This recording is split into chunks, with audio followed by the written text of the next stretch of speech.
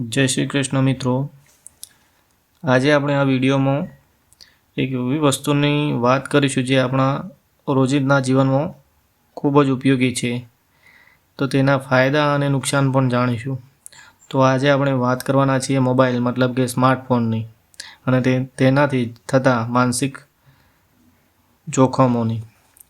તો mobile phone સ્માર્ટફોનના વધુ પડતા ઉપયોગથી માનસિક સ્વાસ્થ્ય પર ઘણા જોખમી પ્રભાવો પડી શકે છે.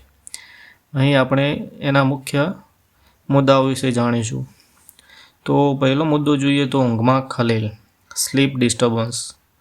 રાત્રે સૂતા પહેલાં મોબાઈલનો ઉપયોગ કરવાથી તેમાંથી જે બ્લુ લાઇટ નીકળે છે તે શરીરના મેલાટોનિનના ઉત્પાદનને અસર કરે છે, જે ઊંઘ માટે જરૂરી હોર્મોન છે. પરિણામે ઊંઘની ગુણવત્તા બગડે છે અને અનિદ્રા મતલબ કે ઇન્સોમ્નિયા થઈ શકે છે. બીજા મુદ્દાની વાત કરીએ તો ચિંતા અને તણાવ, એન્ઝાયટી એન્ડ સ્ટ્રેસ, જેને આપણે FOMO, fear of missing out. Social media પર અન્ય લોકોનું સંપૂર્ણ જીવન જોઈને પોતાના જીવનની સરખામણી કરવી, જેનાથી ચિંતા અને અપૂરતાપણાની લાગણી મતલબ કે ફિલિંગ ઓફ ઇનએડિક્વેસી પેદા થાય છે. કોઈપણ સમયે ઉપલબ્ધ ઓલવેઝ ઓન કલ્ચર રહેવાની ફરજ, સતત નોટિફિકેશન ચેક કરવાની આદતથી તણાવનું સ્તર વધે છે.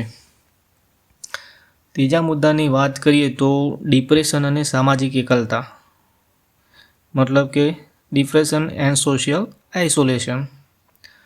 તો વર્ચ્યુઅલ દુનિયામાં વધુ સમય વિતાવવાથી વાસ્તવિક જીવનના સામાજિક સંબંધો નબળા પડે છે. એ આપણે સૌ જાણીએ છીએ કે આજકાલ બધા મોબાઈલમાં જ રહે છે, તો બહારની દુનિયાની તો એમને આજુબાજુ શું થઈ રહ્યું છે એ તો ખબર હોતી જ નથી. જાણે કે મોબાઈલ જ આપણું જીવન હોય. ઓનલાઈન ગતિવિધિઓ પર વધુ પડતી નિર્ભરતા આખરે એકલતા અને ડિપ્રેશનના લક્ષણો તરફ દોરી જાય છે. ચોથું વાત કરીએ તો ધ્યાન કેન્દ્રિત કરવામાં મુશ્કેલી મતલબ કે ડિફિકલ્ટી ઇન કન્સન્ટ્રેશન. અવારનવાર નોટિફિકેશનો આવે અને એપ્સને કારણે ધ્યાન ભંગ થાય છે, જેનાથી એકાગ્રતા મતલબ કે ફોકસ નબળી પડે છે અને લાંબા ગાળે જ્ઞાનાત્મક ક્ષમતા કોગ્નિટિવ એબિલિટી પર અસર થાય છે.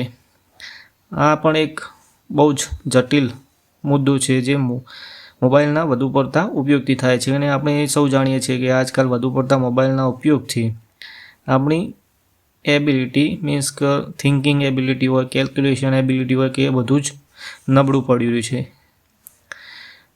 છે. પાંચમો મુદ્દો છે મોબાઈલ વ્યસન મતલબ કે સ્માર્ટફોન એડિક્શન. મોબાઈલનો ઉપયોગ નિયંત્રિત કરવો મુશ્કેલ બની જાય છે અને તેના વિના બેચેની અનુભવાય છે, જેને નોમોફોબિયા મતલબ કે નો મોબાઈલ ફોન ફોબિયા પણ કહેવામાં આવે છે. આ એક માનસિક સ્વાસ્થ્ય સમસ્યા છે. જો વ્યક્તિ મોબાઈલ વિના ગભરામણ અનુભવે છે, એ બી અત્યારે આપણે સપોઝ કે કોઈ બી મોબાઈલ આપણે યુઝ કરતા હોય તો એ સ્વાભાવિક વસ્તુ છે કે અત્યારે આપણને ખબર જ છે કે મોબાઈલ વિના જરા પણ રહેવાતું નથી. તો મિત્રો, આ મોબાઈલના ઉપયોગથી આપણને ઘણા બધા મીન્સ કે વધુ પડતા ઉપયોગથી લિમિટેડ ઉપયોગ કરો, સમય મર્યાદામાં કરો તો એના કોઈ જ નુકસાન નથી. પરંતુ વધુ પડતા મોબાઈલના ઉપયોગથી બહુ જ ખરાબ અસર આપણા જીવન પર અને શરીર પર પણ થાય છે. તો એના ઉપાયો શું? તો અહીં આપણે ઉપાયો વિશે વાત કરીએ તો પહેલી તો એનો સમય મર્યાદા નક્કી કરો, મીન્સ કે લિમિટેડ ટાઈમ. એપ્સ પર સમય મર્યાદા સેટ કરો, જે આજકાલ દરેક સ્માર્ટફોનમાં ઉપલબ્ધ જ હોય છે. પછી ડિજિટલ ડિટોક્સ મતલબ કે નિયમિતપણે મોબાઈલથી દૂર રહેવાનો સમય નક્કી કરો. દાખલા તરીકે જમતી વખતે કે કુટુંબ સાથે વાત કરતી વખતે મોબાઈલનો ઉપયોગ ના કરો. એને આપણે ડિજિટલ ડિટોક્સ કહીએ છીએ. તમે કોઈ પણ સમયે નક્કી કરી શકો છો કે આપણે કયા સમયે મોબાઈલ વાપરવો નથી. પછી બીજું વાત કરીએ તો બેડરૂમમાં પ્રતિબંધ. સૂવાના ઓછામાં ઓછા 1 કલાક પહેલાં મોબાઈલનો ઉપયોગ બંધ કરવો જોઈએ. આ બી એક ટેકનિકલી પ્રૂવન છે કે આપણે મોબાઈલનો ઉપયોગ 1 કલાક પહેલાં બંધ કરીએ તો ઊંઘ સારી આવે. અને જો મોબાઈલ 1 કલાકથી વધારે મીન્સ કે અડધા કલાક કે 15 મિનિટ પહેલાં લીધો તો ઊંઘમાં આપણને અસર સ્વાભાવિક છે કે દેખાય છે કે ઊંઘ આવે નહીં જલ્દી.